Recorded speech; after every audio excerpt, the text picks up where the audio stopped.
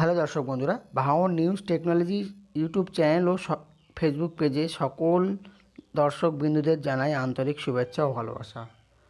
আজকে একটি গুরুত্বপূর্ণ আপডেট নিয়ে চলে এসেছি বন্ধুরা।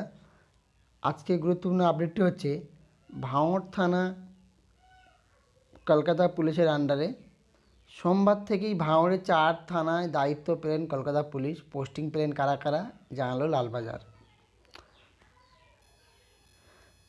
এক কথায় মুখ্যমন্ত্রী মমতা বন্দ্যোপাধ্যায় ভার্চুয়ালভাবে আজ সোমবার উদ্বোধন করবেন। এর আগে উদ্বোধন করেছিলেন আগামী মঙ্গলবার, কিন্তু আজকে সোমবার ভার্চুয়ালভাবে উদ্বোধন হবে। যে ভাঙড় থানায় আরও 4টি নতুন থানা উদ্বোধন হচ্ছে কলকাতা পুলিশের আন্ডারে। থানাগুলো কী কী বিস্তারিত জানাবো আজকের ভিডিওটির মাধ্যমে। সোমবার থেকে ভাঙড়ের 4টি থানার দায়িত্ব পেলেন কলকাতা পুলিশ। পোস্টিং পেলেন কারা কারা জানালো লালবাজার। লালবাজারের বিকৃতিতে বলা হয়েছে, বর্তমানে কলকাতা পুলিশের একাধিক পদে কর্মরত ইন্সপেক্টর মর্যাদা 8 জনকে 4টি থানায় নিয়োগ করা হচ্ছে। ঘোষণা হয়েছিল আগে, তবে গত মঙ্গলবার আনুষ্ঠানিকভাবে কলকাতা পুলিশের অধীনে এসেছিল ভাঙড়ের 4টি থানা। ওই দিন মুখ্যমন্ত্রী মমতা বন্দ্যোপাধ্যায় ভার্চুয়ালের মাধ্যমে ভাঙড়, উত্তর কাশীপুর, পলিরহাট এবং চন্দনেশ্বর থানার নাম উদ্বোধন করেন। শনিবার ওই থানাগুলিতেই পুলিশকর্মী এবং আধিকারিকদের নিয়োগ করার কথা জানালো লালবাজার।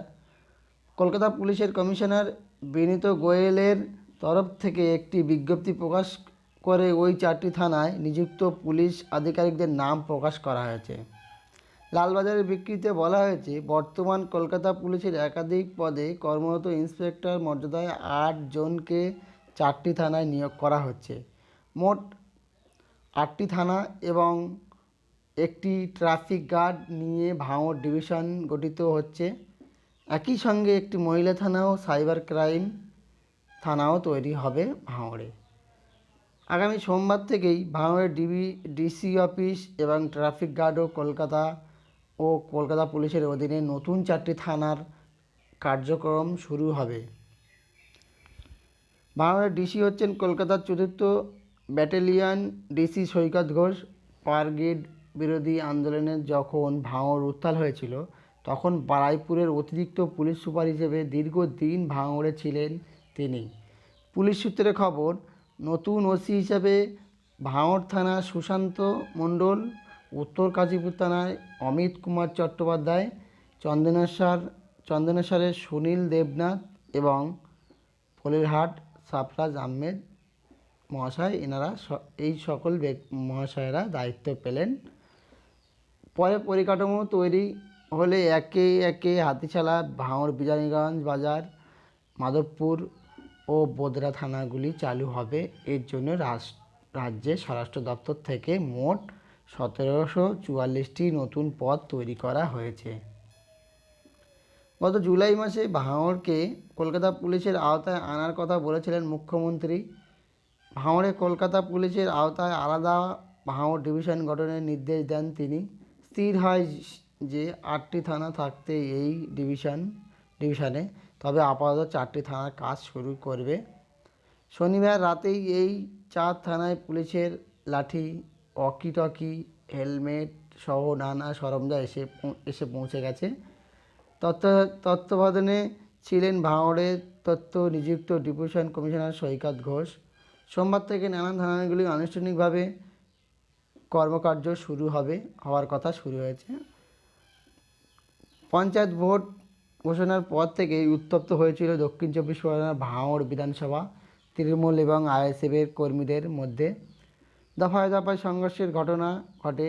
ভোট পরবর্তী মিটে যাওয়ার পরেই অশান্তি থামেনি ভাঙড়ে। অনেক মৃত্যু হয়েছে রাজনৈতিক হিংসায়। একসময় নিজের বিধানসভায় কেন্দ্র বাহিনী ঢুকতেই পারছিলেন না। বিধায়ক নওশাদ সিদ্দিকী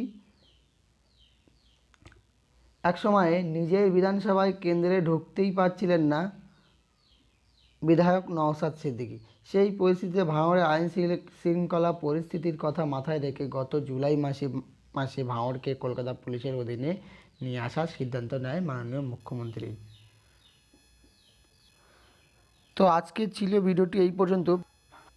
ভিডিওটি ভালো লাগলে অবশ্যই একটি লাইক করবেন ও আপনি কোন জেলা থেকে দেখছেন কমেন্টের মাধ্যমে জানাবেন ও বন্ধুদের কাছে বেশি বেশি শেয়ার করবেন, যাতে এই গুরুত্বপূর্ণ আলোচনার বিষয়টি সকল দর্শক বন্ধুরা জানতে পারে। যে সকল বন্ধুরা ইউটিউব চ্যানেল থেকে দেখছেন চ্যানেলটি সাবস্ক্রাইব করবেন ও যে সকল বন্ধুরা ফেসবুক পেজ থেকে দেখছেন তারা ফেসবুক পেজটি ফলো করতে ভুলবেন না। যে সকল বন্ধুরা ইউটিউব চ্যানেলটি সাবস্ক্রাইব করে রেখেছেন এবং ফেসবুক পেজটি ফলো করে রেখেছেন সেই সকল ভিউয়ার্স দর্শক বন্ধুদের জানাই আন্তরিক শুভেচ্ছা ও ভালোবাসা, অসংখ্য অসংখ্য ধন্যবাদ। আর ভিডিওটির শেষে বরাবর আমি যে কথাটি বলবো, আপনারা সুস্থ থাকুন, ভালো থাকুন, ভাঙড় নিউজ টেকনোলজি ইউটিউব চ্যানেলের সঙ্গে সর্বসময়ে যুক্ত থাকুন।